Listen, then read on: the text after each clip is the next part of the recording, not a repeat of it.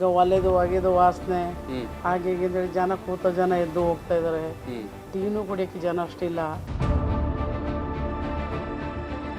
ಕೆಲಸದ ಜನಗಳೆಲ್ಲ ಸುಮಾರು ಜನ ಇತ್ತು, ಎಲ್ಲ ಹೋದ್ರು. ಈಗ ನಾವೇ ಕೆಲಸ ಮಾಡ್ತಾ ಇದ್ವಿ. ಅಡಿಗೆ 4 ಗಂಟೆಗೆ ಇದ್ವಿ, ಕಣ್ಣಲ್ಲಿ ಹೆಂಗಾಗಿದೆ ನೋಡಿ.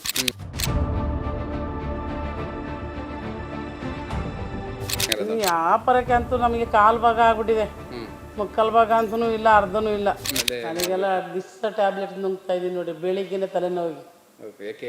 ನೇಟ್ರಲ್ಲಿ ಹೊಗೆಯಿಂದ ತಲೆನೋವು, ಅಭ್ಯಾಸ ಇಲ್ವಲ್ಲ. ಈಗ ಎಲ್ಲೆಡೆ ನೋಡಿದ್ರು ಸಹ ಹೋಟೆಲ್ಗಳಲ್ಲಿ ಅಥವಾ ಆಹಾರ ಉದ್ಯಮಗಳಲ್ಲಿ ನೀವು ಎಲ್ಲೇ ಹೋಗಿ ಕೇಳಿದ್ರು ಕೂಡ ಗ್ಯಾಸ್ ಸಮಸ್ಯೆ ಎದ್ದು ಕಾಣಿಸ್ತಾ ಇರುವಂಥದ್ದು. ಹೀಗಾಗಿ ಬಹುತೇಕ ಕಡೆಗಳಲ್ಲಿ ಹೋಟೆಲ್ಗಳು ಮುಚ್ಚುವ ಪರಿಸ್ಥಿತಿಯೂ ಕೂಡ ಬಂದಿದೆ. ಇದರ ಜೊತೆಗೆ ಇಲ್ಲಿ ಕೆಲಸ ಮಾಡುವಂತಹ ಕಾರ್ಮಿಕರುಗಳು ಕೂಡ ಇದು ಬಿಸಿ ತಟ್ಟಿದೆ ಅಂತ ಹೇಳಿದ್ರೆ ತಪ್ಪಾಗಲಾರದು.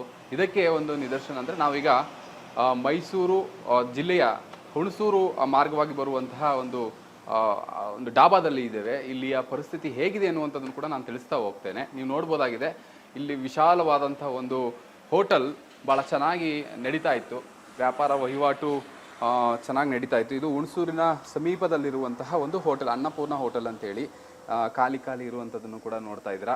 ಯಾಕಂದರೆ ಇಲ್ಲಿ ಕಳೆದ 1-1.5 ತಿಂಗಳಿಂದಲೂ ಸಹ ಗ್ಯಾಸ್ ಸಮಸ್ಯೆಯಿಂದಾಗಿ ಪಾಪ ಇಲ್ಲಿಯ ಸಿಬ್ಬಂದಿಗಳು ಈಗ ಒಲೆಯನ್ನು ಆಧರಿಸಿ ಅಡುಗೆ ಮಾಡುವಂಥ ಕೆಲಸಗಳನ್ನು ಕೂಡ ಮಾಡ್ತಾ ಇದ್ದಾರೆ. ಭಾಳ ಚೆನ್ನಾಗಿ ನಡೀತಾ ಇರುವಂತಹ ಒಂದು ವ್ಯಾಪಾರ ಈಗ ಸ್ವಲ್ಪ ಸ್ಥಗಿತ ಆಗಿದೆ ಅಂತ ಹೇಳಿದ್ರೆ, ಅಂದರೆ ಕುಂಠಿತ ಆಗಿದೆ ಅಂತ ಹೇಳಿದ್ರೆ ತಪ್ಪಾಗಲಾರ್ದು. ಈಗ ನೋಡ್ತಾ ಇದ್ದೀರಿ. ಸೊ ಇಲ್ಲಿ ಅಡುಗೆ ಯಾವ ರೀತಿಯಾಗಿ ಮಾಡ್ತಾ ಇದ್ದಾರೆ ಅನ್ನುವಂಥದ್ದನ್ನು ಕೂಡ ನಾನು ತೋರಿಸ್ತೇನೆ. ನೋಡಿ, ಈಗ ಇಷ್ಟು ದಿನ ಅಲ್ಲಿ ಗ್ಯಾಸ್ ಸಿಲಿಂಡರ್ ಮುಖಾಂತರ ಮಾಡ್ತಾ ಇದ್ರು, ಅದು ಸಂಪೂರ್ಣವಾಗಿ ಸ್ತಬ್ಧ ಆಗಿದೆ. ಈಗ ಒಲೆಯ ಮುಖಾಂತರವಾಗಿ ಅಡುಗೆ ಮಾಡ್ತಾ ಇರುವಂಥದ್ದನ್ನ ಸಹ ನೀವು ನೋಡ್ಬೋದಾಗಿದೆ. ಇಲ್ಲಿ ಕಟ್ಟಿಗೆ ಅಂದರೆ ಸೌದೆಯನ್ನು ಬಳಸ್ಕೊಂಡು ಈಗ ಹೊಸದಾಗಿ ಒಂದು ಒಲೆಯನ್ನು ಕೂಡ ಖರೀದಿಸಿದ್ದಾರೆ ಅನ್ನುವಂಥದ್ದು ಕೂಡ ಹೇಳ್ತಾ ಇದ್ರು. ಸೊ ಇಲ್ಲಿ ಪಕ್ಕದಲ್ಲಿ ಕೂಡ ಸೌದೆಯನ್ನು ನೋಡಿ, ಈ ರೀತಿಯಾಗಿ ಇಲ್ಲಿ ಸೌದೆಯನ್ನು ಹಾಕಿ ದೋಸೆ ಅಥವಾ ಪರೋಟ ಇದನ್ನು ಮಾಡುವಂಥ ಕೆಲಸವನ್ನು ಕೂಡ ಮಾಡ್ತಾ ಇದ್ದಾರೆ. ಸಂಪೂರ್ಣವಾಗಿ ಸೌದೆಯಿಂದಲೇ ಕೂಡ ಈಗ ಈ ಹೋಟೆಲ್ ನಡೀತಾ ಇದೆ. ಹೀಗಾಗಿ ಅವರು ಹೇಳುವ ಹಾಗೆ ಇಲ್ಲಿ ಕೂಡ ಎಲ್ಲೋ ಒಂದು ಕಡೆ ಭಾಳ ಹೊರೆ ಆಗ್ತಾ ಇದೆ, ಸಿಲಿಂಡರ್ ಗ್ಯಾಸ್ ಇಲ್ಲದೇನೆ ಅನ್ನುವಂಥದ್ದು ಕೂಡ ಹೇಳ್ತಾ ಇದ್ದಾರೆ. ಸಂಪೂರ್ಣವಾಗಿ ಇದು ನಾನ್ ವೆಜ್ ಹೋಟೆಲ್ ಆಗಿರೋದ್ರಿಂದ ಜನರು ಸಹಜವಾಗಿ ಈ ರಸ್ತೆಯಲ್ಲಿ ಓಡಾಡುವಂಥವ್ರು ಕೂಡ ಇಲ್ಲಿಗೆ ಬರ್ತಾರೆ. ಸೊ ಬಂದಂಥ ಸಂದರ್ಭದಲ್ಲಿ ಈಗ ಬೆಲೆ ಆಗಿರ್ಬೋದು ಅಥವಾ ಮತ್ತಷ್ಟು ಸಮಸ್ಯೆಗಳು ಕೂಡ ಆಗಿದೆ. ಇಲ್ಲಿ ಕಾರ್ಮಿಕರು ಕೂಡ ಇದ್ದಂಥವ್ರು ಕೂಡ ಹೆಚ್ಚು ಬೆಲೆ ಏರಿಕೆ ಆಗಿರೋದ್ರಿಂದ ಅವ್ರಿಗೂ ಕೂಡ ಕಳಿಸುವಂಥ ಕೆಲಸಗಳು ಕೂಡ ಆಗ್ತದೆ. ಹೀಗಾಗಿ ಇಲ್ಲಿಯ ಮಾಲೀಕರು ಇದ್ದಾರೆ, ಅವ್ರನ್ನು ಕೂಡ ಮಾತಾಡಿಸ್ತೇನೆ. ಅಷ್ಟಕ್ಕಷ್ಟೇ ಸರ್, ಮೊದಲಾದ್ರೆ ಜನ ಇತ್ತು, ಈಗ ಒಲೆದು ಒಗೆದು ವಾಸನೆ ಹಾಗೆ ಹೀಗೆ ಅಂತೇಳಿ ಜನ ಕೂತ ಜನ ಎದ್ದು ಹೋಗ್ತಾ ಇದ್ದಾರೆ. ಟೀನು ಕುಡಿಯೋಕ್ಕೆ ಜನ ಅಷ್ಟಿಲ್ಲ. ಆ ಥರ ಎಲ್ಲ ಪ್ರಾಬ್ಲಮ್ ಆಗಿದೆ ನಮಗೆ. ಯಾಕೆ ಈ ಥರ ಮಾಡ್ತಾ ಇದ್ದಾರೆ ಏನಂತ ಅಂತ ಸ್ವಲ್ಪ ನಮಗೊಂದು ಒಳ್ಳೇದು ಮಾಡಿದ್ರೆ ಏನಾದ್ರು.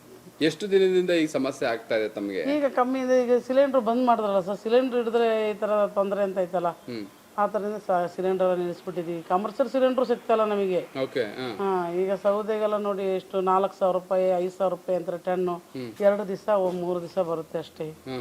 ಜೀವನ ಮಾಡಕ್ಕೆ ಬಹಳ ಕಷ್ಟ ಸರ್, ನಮಗೆ ಆಗೋದಿಲ್ಲ. ಕೆಲಸದ ಜನಗಳೆಲ್ಲ ಸುಮಾರು ಜನ ಇತ್ತು, ಎಲ್ಲ ಹೋದ್ರು. ಈಗ ನಾವೇ ಕೆಲಸ ಮಾಡ್ತಾ ಇದ್ವಿ. ಅಡಿಗೆ 4 ಗಂಟೆಗೆ ಇದ್ವಿ, ಕಣ್ಣಲ್ಲಿ ಹೆಂಗಾಗಿದೆ ನೋಡಿ. ಭಟ್ರು ಯಾರು ಇಲ್ಲ ಇವಾಗ. ಒಲೆಯಲ್ಲಿ ಮಾಡೋದು ನಮಗೆ ಆಗಲ್ಲ ಅಂತ ಎದ್ದು ಹೋಗ್ಬಿಡ್ತಾರೆ. ನೀವೇ ಅಡಿಗೆ ಮಾಡೋ ಪರಿಸ್ಥಿತಿ? ನಾನೇ ಅಡಿಗೆ ಮಾಡ್ತಿರೋದು. 4 ಗಂಟೆ ರಾತ್ರಿಗೆ ಎದ್ದು ನಾನ್ ವೆಜ್ ಅದಲ್ಲದೆ ಎಲ್ಲ ಆಗ್ಬೇಕಲ್ಲ ಸರ್, ಹಾಗಾಗಿ ನಾನೇ ಎದ್ದು ಅಡಿಗೆ ಮಾಡೋದು. ಎಷ್ಟು ಜನ ಕೆಲಸ ಮಾಡ್ತಾ ಇದ್ರಿ ನಮ್ಮಲ್ಲಿ ಕಮ್ಮಿ ಒಂದು 7-8 ಜನ ಇತ್ತು ಸರ್. ಈಗ 3 ಜನ ಇದ್ದೀವಿ. 3 ಜನ ಇದ್ದೀವಿ. ಏನೇನು ಈಗ ಏನ್ ಬದಲಾವಣೆ ಆಗಿದೆ ಈಗ ಕೊಡುವಂತ ಊಟದಲ್ಲಿ? ಎಲ್ಲ ಸ್ಮೆಲ್ ಅಂತಾರೆ, ಹೊಗೆ ಸ್ಮೆಲ್ ಬರುತ್ತೆ ಅಂತಾರೆ, ಚೆನ್ನಾಗಿಲ್ಲ ಅಂತಾರೆ. ಹಾಗೆ ಎಷ್ಟೋ ಪ್ಲೇಟರೆಲ್ಲ ಬಿಟ್ಟು ಹೋಗ್ತಾರೆ. ಏನು ಮಾಡೋಕ್ಕಾಗಲ್ಲ. ಎಂಪ್ಲಾಯಿಗಳೆಲ್ಲ ಬಿಟ್ಟು ಹೋಗಿದ್ದಾರೆ. ಯಾಕೆಂದ್ರೆ ಸ್ಮೆಲ್ ಬರುತ್ತೆ. ನಾನ್ ವೆಜ್ ಇದು ಎಲ್ಲ ಸ್ಮೆಲ್, ಹೊಗೆ ಸ್ಮೆಲ್ ಮುಚ್ಚಿರ್ತೀವಲ್ಲ ನಾವು, ಹೊಗೆ ಬರೋಗ ಮುಚ್ಚುತ್ತೀವಿ. ಆಗ ಹೊಗೆ ಅದರೊಳಗೆ ಸೇರ್ಕೊಂಡಾಗ ಒಂಥರ ಸ್ಮೆಲ್ ಬರುತ್ತೆ. ಅಂತಂದ್ರೆ ಈಗ ಕಟ್ಟಿಗೆನಲ್ಲಿ ಕೆಲಸ, ಒಲೆನಲ್ಲಿ ಅಡುಗೆ ಮಾಡ್ಬೇಕಾಗುತ್ತೆ ಅಂತ ಬಿಟ್ಟು ಹೋಗ್ತಾ ಇದ್ದಾರೆ. ಯಾಕೆಂದ್ರೆ ನಾವೀಗ ಎಮರ್ಜೆನ್ಸಿಗೆ ಒಲೆ ಹಾಕೊಂಡಿದ್ದೀವಿ. ನಾವು ಕಂಟಿನ್ಯೂ ಇದೆ ಅಂತಂದಿದ್ರೆ ಅದಕ್ಕೆ ಹೊಗೆ ಪೈಪು ಅದೆಲ್ಲ ಇಟ್ಟು ಮಾಡಿದ್ರೆ ಅಷ್ಟು ಇದಾಗಲ್ಲ. ಇವಾಗ ಅರ್ಜೆಂಟಿಗೆ ಅಲ್ವಾ, ಈಗ ಅದ್ರ ಹೊಗೆ ಎಲ್ಲ ಅದ್ರೊಳಗೆ ಸೇರ್ತದೆ. ಹಾಗೆ ವ್ಯಾಪಾರಕ್ಕೆ ಹೊಡೆತ ಬಿದ್ದಿದೆ. ವ್ಯಾಪಾರಕ್ಕೆ ಅಂತೂ ನಮಗೆ ಕಾಲು ಭಾಗ ಆಗ್ಬಿಟ್ಟಿದೆ. ಮುಕ್ಕಾಲು ಭಾಗ ಅಂತನೂ ಇಲ್ಲ, ಅರ್ಧನೂ ಇಲ್ಲ, ಕಾಲು ಭಾಗ ಆಗ್ಬಿಟ್ಟಿದೆ. ಈಗ ಹಾಲು ನೋಡಿ, ಒಂದು ಈಗ ಹೊಗೆ ವಾಸನೆ ಅಂತ ಈ ಕಡೆ ಕಾಯಿಸಿಟ್ಟಿದ್ದೀನಿ, ಟೀ ಚೆನ್ನಾಗಿಲ್ಲ ಅಂದ್ರು ಇನ್ನೊಂದು ಕಾಯಿಸಿಟ್ಟಿದ್ದೀನಿ ನೋಡಿ ಆ ಕಡೆ. ಆ ಥರ ಎಲ್ಲ ಆಗುತ್ತೆ ನಮಗೆ. ಈಗ ಅಡಿಗೆ ಮಾಡ್ತಾ ಇರುವಂತದ್ರಲ್ಲಿ ನಾನ್ ವೆಜ್ ಅಲ್ಲಿ ಮೆನುನಲ್ಲಿ ಏನೇನು ಕೊಡ್ತಾ ಇದ್ರಿ, ಅದ್ರಲ್ಲಿ ಏನಾದ್ರು ಚೇಂಜಸ್ ಮಾಡಿದ್ದೀರಾ? ಇಂಥದ್ದು ಆಗೋದಿಲ್ಲ ಅಂತ ಹೇಳಿ ಕಡಿಮೆ ಚೇಂಜಸ್ ಅಂತಂದ್ರೆ ನಾವು ಕೈಮಾ ಸಾರು ಮಾಡ್ತಿದ್ದೋ ಅದಿಲ್ಲ, ತಲೆಕಾಲು ಮಾಡ್ತಿದ್ದೋ ಅದಿಲ್ಲ, ಮತ್ತೆ ಸೂಪ್ ಕಾಯಿಸ್ತಿದ್ದೋ ಸೂಪ್ ಇಲ್ಲ.